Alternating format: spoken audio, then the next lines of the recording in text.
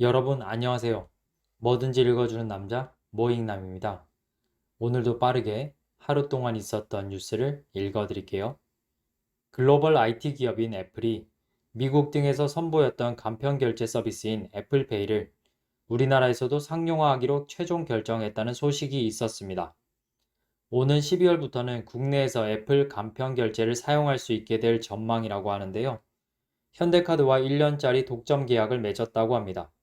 현대카드는 NFC 단말기 제조 및 시스템 개발 작업에 착수했다고 하네요.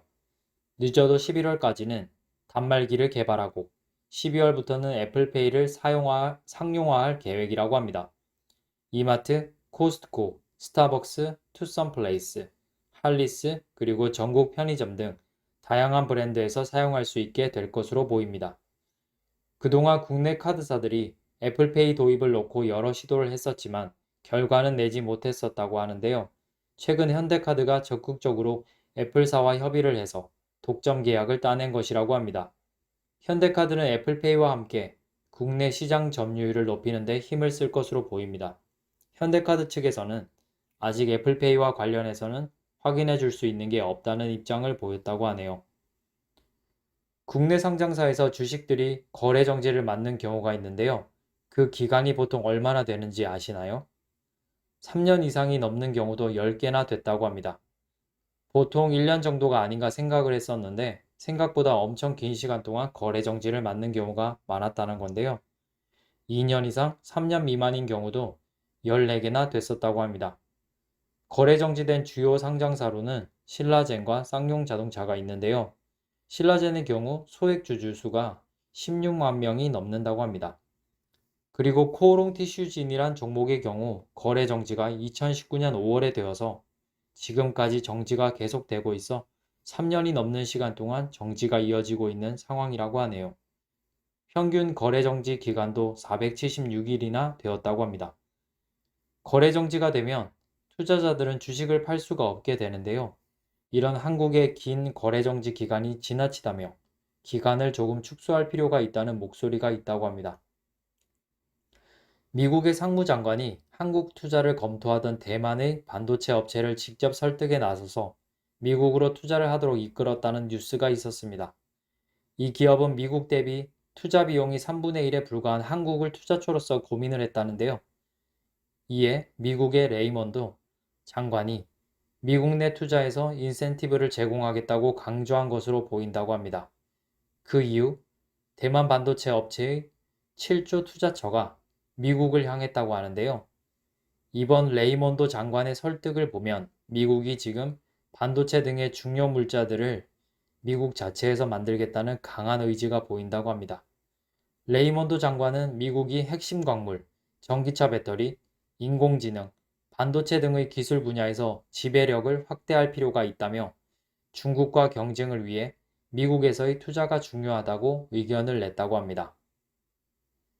미국 보건당국이 코로나19 백신은 독감 백신과 마찬가지로 매년 접종해야 할 수도 있다고 말했다고 합니다. 그러면서 일부 취약계층의 경우는 더 많은 횟수의 접종이 필요할 수도 있다고 했다고 하네요. 백신을 주기적으로 1년에 한두 번 이상 계속 맞는 것에 대해서 여러분들은 어떻게 생각하시나요? 이제 여름이 지나가고 가을이 다가오면서 일교차가 커지고 있는데요. 일교차가 커지는 환절기에는 혈압이 민감하게 반응한다고 합니다. 그래서 고혈압 환자의 경우 주의가 필요하다고 하는데요. 뇌출혈, 심근경색 등의 합병증을 일으킬 위험이 높아진다는 것입니다. 혈압 관리를 잘하기 위해서는 염분이 많은 식품 섭취를 줄이고 술과 담배를 멀리 해야 한다고 하네요. 그리고 실내외 온도차가 많이 나지 않도록 관리해 주어야 한다고 합니다. 아이폰 14 출시가 하루 앞으로 다가왔는데요. 브라질에서 아이폰 12와 13의 판매를 금지했다고 합니다. 충전기 없이 아이폰을 파는 것에 대한 제재를 가한 것이라고 하는데요. 충전기 없이 판매를 하는 건 소비자에게 불완전한 제품을 파는 것이기 때문에 금지하는 것이라고 합니다. 29억 7천만 원이란 벌금도 부과했다고 하네요. 애플은 이에 대해 항소를 하겠다는 입장인데요. 충전기는 아연과 플라스틱을 많이 사용하며 충전기를 포함하지 않는 정책은 200만 미터톤 이상의 탄소 배출량을 줄이는 데 기여를 했다고 생각한다고 밝혔습니다. 이번 조치로 브라질 내에서의 아이폰의 점유율은 더 떨어질 수 있다고 본다고 하네요. 크래프톤이라는 회사를 기억하시나요? 게임을 만드는 회사인데요. 크래프톤의 현재 주가가 공모가의 절반도 안 되는 수준으로 폭락을 해서 우리 사주를 받거나 매수를 했던 직원들이 손실이 크다고 합니다. 1년이 지나서 지난달부터 매도가 가능했다고 하는데요. 지금 정리를 하게 되면 손실이 확정돼서 정리도 쉽지 않다고 합니다. 지난해 상장하던 때는 증시도 나쁘지 않았었기 때문에 꽤 많은 사람들이 우리 사주를 받은 것으로 보이는데요. 1인당 평균 1억 3,147만 원 정도를 투자한 것으로 보인다고 합니다. 크래프톤 회사 측에서도 떨어진 주가를 끌어올리려고 노력을 하고 있다고 하네요. 이번 흰남노 수해 지역에서 해병대가 많은 인명을 구했다는 뉴스가 있었습니다. 흰남노로 침수된 포항 지역에서 27명을 구조했다고 하는데요. 상륙 돌격 장갑차 2대와 고무보트 17대를 투입해 인명 구조 작전을 펼쳤다고 합니다. 화재 진압을 위해 소방대원을 태워 목표 지점까지 데려다 주기도 했다고 하는데요. 해병대는 앞으로도 공군과의 협력을 통해 포항 지역 피해 복구를 지원할 예정이라고 합니다. 러시아 우크라이나 전쟁 이슈로 유럽이 에너지 위기를 겪으면서 많은 유럽인들이 생활고를 겪고 있다고 하는데요. 전기세 등의 가격이 가파르게 오르면서 사람들이 돈을 아끼기 위해 하루 한 끼 식사만 하고 샤워는 직장에서 하는 식으로 생활을 하고 있다고 합니다. 날씨가 추워지는 겨울에는 더욱더 힘들어질 것으로 보이는데요. 이런 문제가 발생하자 영국의 경우는 에너지 요금을 인상하지 않고 정부가 차입금으로 비용을 해결하고 그 이후 장기간에 걸쳐 세금으로 회수하는 방법을 생각하고 있다고 합니다. 러시아는 계속 유럽으로 가는 천연가스 파이프라인을 폐쇄하겠다고 말하고 있는데요. 유럽이 올 겨울 에너지 부족 대란을 겪지는 않을까 우려됩니다. 아무쪼록 분위기가 개선되어서 가스가 공급이 되는 쪽으로 해결이 되었으면 좋겠습니다. 삼성전자가 8일 연속 하락 추세를 보이며 5만 전자를 기록 중인데요. 개인들은 저점이라고 판단해 지속적으로 유입되고 있는데 외국인들은 매도를 이어가고 있다고 합니다. 증권가의 전망 또한 밝지 않다고 하는데요. 추가 하락도 가능하다고 합니다. 외국인들이 최근 4거래일 동안 7,600억 원이 넘는 매도를 했다고 합니다. 반도체 수요가 줄어들면서 삼성전자 전망이 밝지 않다는 점도 작용하는 것으로 보입니다. 글로벌 경기 위축도 이어지고 있어서 언제쯤 반도체 수요가 늘어날지 불투명하다는 것도 악재로 작용하고 있는 듯 보이네요. 한때 10만 전자를 외치던 삼성전자인데요. 언제 10만 전자라는 이야기를 다시 들을 수 있게 될지 궁금해집니다. 최근에 한반도가 폭우와 태풍의 영향으로 많은 비 피해를 겪었는데요. 그로 인해 채소의 공급이 줄어들면서 가격 상승이 있었습니다. 배추는 지금 금값이라고 하고 포장김치는 품절이 되는 사태가 벌어지고 있다고 하는데요. 가을 배추가 10월 정도에 나온다고 하니 그 정도 시기가 되면 어느 정도는 해결이 되리라고 본다고 합니다. 하지만 가을 배추도 10월 초에 날씨가 좋아야 기대해 볼 수 있다고 합니다. 흰남노 이후로 기상이 정상화되어서 채소값이 조금 안정화되었으면 좋겠습니다. 여러분들 염색 샴푸를 써보신 적 있으신가요? 최근 식약처에서 국내에서 사용되는 염색약 성분의 위험성을 평가하고 있는데요.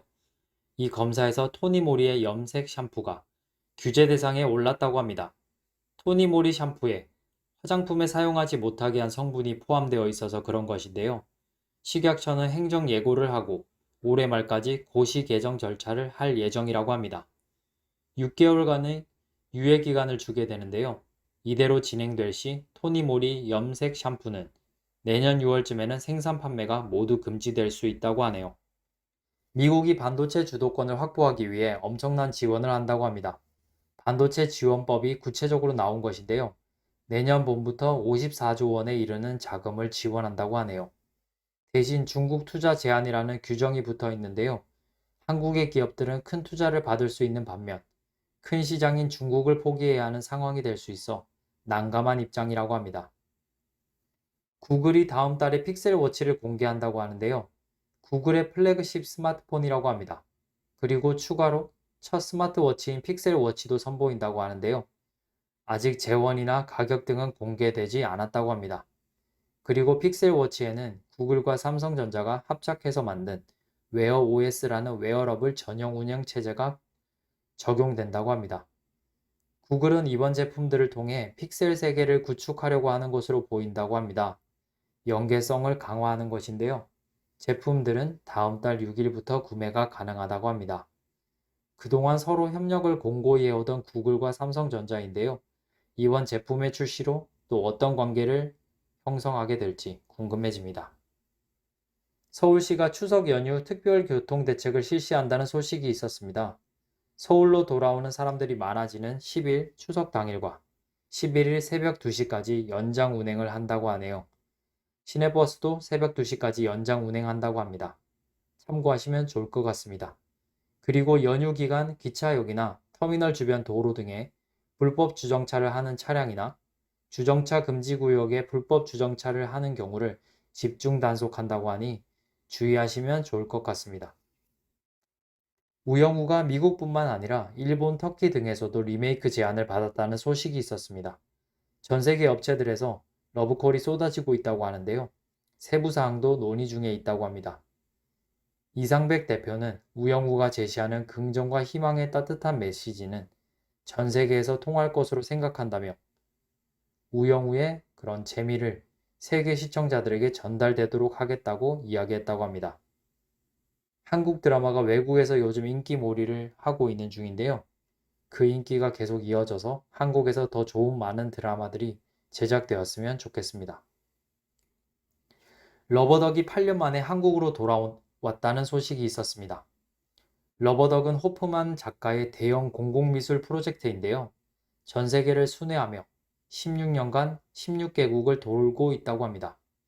2014년에 한국에 왔던 적이 있는데요. 이번에 다시 돌아오게 되는 것입니다. 높이 18m, 가로 19m, 세로 23m의 대형 벌룬 러버덕이 전시된다고 하네요. 시간이 되시는 분들은 9월 30일부터 10월 31일까지 롯데월드타워 석촌호수에서 행사가 진행이 된다고 하니 한번 방문해 보셔도 좋을 것 같습니다. 태풍 흰남노가 지나갔는데요. 흰남노가 지나갔던 경로에 또 다른 태풍 12호 무이파와 13호 무르복이 발생할 것으로 보인다고 합니다. 태풍이 되어 우리나라에 직접적인 영향을 줄 것으로 보이기도 한다고 하는데요. 13일에 우리나라를 향해 북진할 것으로 보이며 14일에는 제주도와 남해상에 직접 영향을 줄 것이라고 합니다. 15일 이후에는 서울, 인천, 수도권 등 서해안 인접 지역이 영향을 받을 것이라고 합니다. 해당 태풍 경로의 경우 다양한 변수로 변경될 수 있다고 하니 뉴스를 참고하시면 좋을 것 같습니다. 한국에 영향을 주지 않고 지나갔으면 좋겠습니다. 오늘의 머익남 뉴스는 여기까지입니다. 이번 시간은 9월 8일 공모주 청약 안내인데요. 예정된 공모주 청약이 없습니다. 이번 시간은 9월 8일 목요일 부동산 청약 일정을 안내해드리는 시간입니다.